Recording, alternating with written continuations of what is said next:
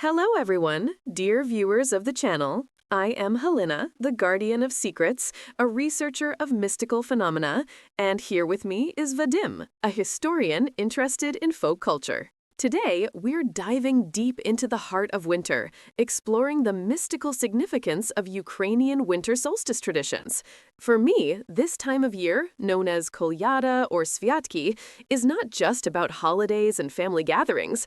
It's a profound period when the veil between worlds thins, when the sun is reborn, and ancient energies pulse through our very being. It's a time of deep magic, of protective rituals, and of connecting with forces far older than memory. Losing this knowledge, Vadym, feels like losing a piece of our very soul. Galyna, it's true that the winter solstice holds immense cultural weight across many civilizations, and Ukraine is no exception. However, my approach, as you know, tends to seek the empirical. While I appreciate the beauty and emotional resonance you find in these traditions, I'm always looking for the historical roots, the practical applications, or the psychological underpinnings. The longest night, the darkest point, it makes perfect sense that ancient agricultural societies would imbue this period with great significance, tying it to the cycle of planting and harvest and the hope for renewal. But magic? I tend to think of it more as a complex system of belief and social cohesion. But isn't belief itself a form of magic, Vadym? Take the Didukh, for instance. This sheaf of wheat, often placed in the corner of the house for Christmas Eve, isn't merely a decoration or a symbol of harvest. For our ancestors, it was a sacred vessel, embodying the spirits of the ancestors, the guardian of the household's prosperity, fertility, and well-being for the coming year. It's a direct, tangible link to the lineage, a way to invite blessings from the other side, to ensure life continues. It's not just a plant, it's a living altar, brimming with spiritual energy. The Didukh is fascinating, and historically, it's certainly served as a central symbol of the harvest and continuity. You're right, it connected families to their agricultural roots and, by extension, to their ancestors. However, its spiritual significance likely evolved. Initially, it might have been a representation of the collective effort of the community and the natural cycle, a practical way to honor the source of their sustenance. Over time, as animistic beliefs developed, the idea of spirits residing within it would have taken hold, providing comfort and a sense of control in an unpredictable world. It's a powerful cultural artifact, no doubt, but one whose magic might be more in its unifying symbolism and psychological comfort than in literal ancestral spirits inhabiting wheat. Oh, but the spirit is undeniable during Sviata Večeria, the Holy Supper on Christmas Eve. The 12 ritual dishes, each with its specific meaning. Kutia, the boiled wheat with poppy seeds, honey, and nuts, isn't just a dessert. It's the central dish, representing life, fertility, unity, and an offering to the ancestors. Eating it connects us to them, ensuring their blessings. And the uzvar, the dried fruit compote, symbolizes purification and prosperity. Every single element, from the garlic cloths under the tablecloth to ward off evil spirits, to the strands of hay, whispered blessings and intentions into the very fabric of the home. This isn't just about food, it's a sacred ceremony, a potent act of manifesting good fortune and protection. The 12 dishes of Sviata Večeria are indeed a beautiful and intricate tradition. From a historical perspective, the number 12 often correlates with the lunar calendar, the months of the year, or the 12 apostles, showcasing a blending of pagan and Christian elements.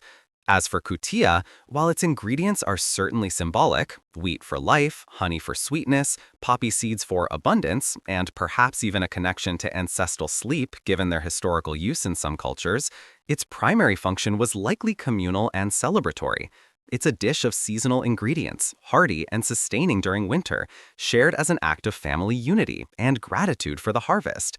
The garlic, or any strong-smelling herb used for protection, could be seen as an ancient form of sanitation, or simply a strong smell to deter pests, which then became imbued with spiritual significance as a deterrent for unseen evil. It's a testament to human ingenuity to turn practical measures into profound rituals. But what about the Koliada songs themselves? These aren't just simple carols. They are ancient incantations, wishes sung into existence, calling upon the sun, the stars, and benevolent spirits to bless the household with fertility, prosperity, and health. The singers, the Koliadniki, acted as messengers, bringing blessings and driving away misfortune.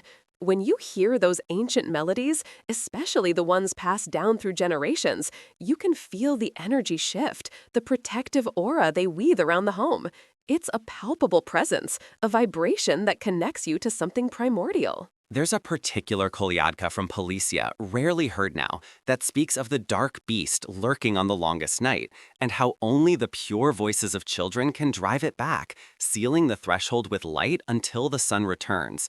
It's chillingly beautiful and reminds you that these traditions weren't just about joy, but also about very real protection against the unseen world. The Koliadki are indeed remarkable, an incredible repository of oral history and poetic expression. From a historical and sociological standpoint, they served multiple crucial functions. They were a means of social interaction, reinforcing community bonds as groups moved from house to house. They transmitted moral lessons, shared communal values, and even acted as a form of news dissemination in pre-literate societies. The wishes for prosperity and health embedded in the lyrics also served as a psychological mechanism to reinforce hope during the harsh winter months, encouraging optimism and collective effort.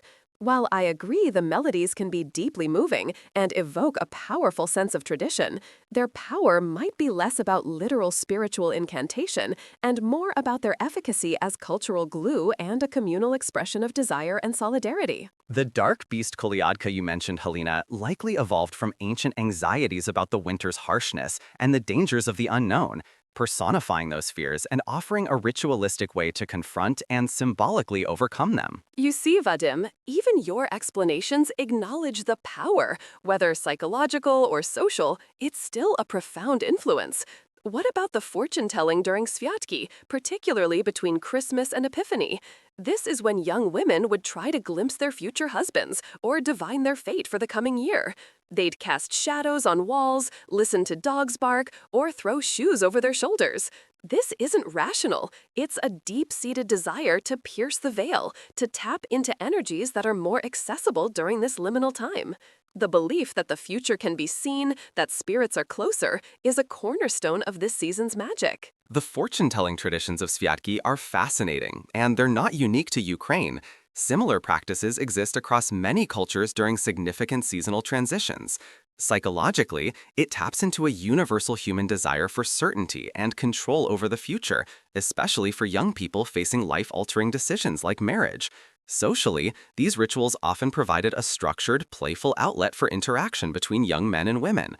Symbolically, casting shadows or interpreting animal sounds are forms of pareidolia, finding patterns in randomness, which gives a sense of agency to the participant. While the belief in thin veils and close spirits is strong, it can also be seen as a cultural narrative that makes sense of otherwise random occurrences, providing comfort and a shared experience. But the feeling it evokes, the shiver down your spine when an answer seems to appear from the unknown, it's an affirmation that there's more to existence than what we can logically dissect.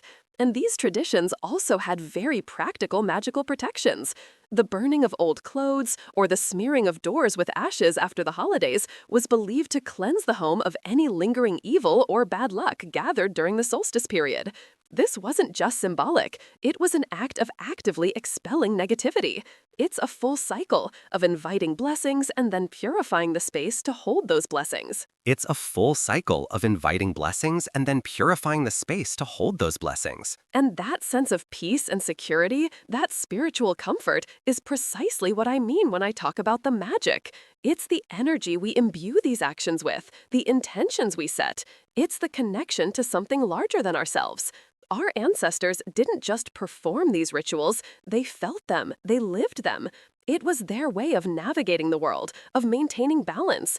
And I believe that by understanding these traditions, we are not just studying history, we are tapping into that same wellspring of strength and spirit.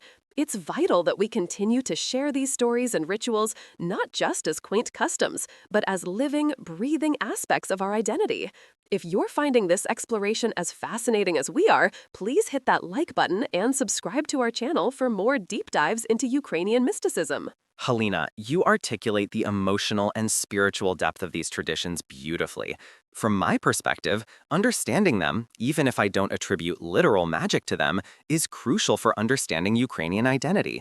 These practices are the threads that weave together our collective memory, our history, and our sense of community. They represent the ingenious ways our ancestors made sense of their world, celebrated life, confronted fear, and built social structures. Whether through belief in spirits or the practical application of community rituals, they provided solace and meaning. Preserving this knowledge, understanding its evolution from ancient paganism to its integration with Christianity, gives us a richer, more nuanced view of who we are. It's a testament to human resilience and creativity. Absolutely, Vadym. It's about recognizing that intertwined nature, the magic and the history, the spirit and the symbol. They are inseparable, and that is why we must continue to speak about them, to explore them, and to keep them alive. Thank you all for joining us on this mystical journey into the Ukraine.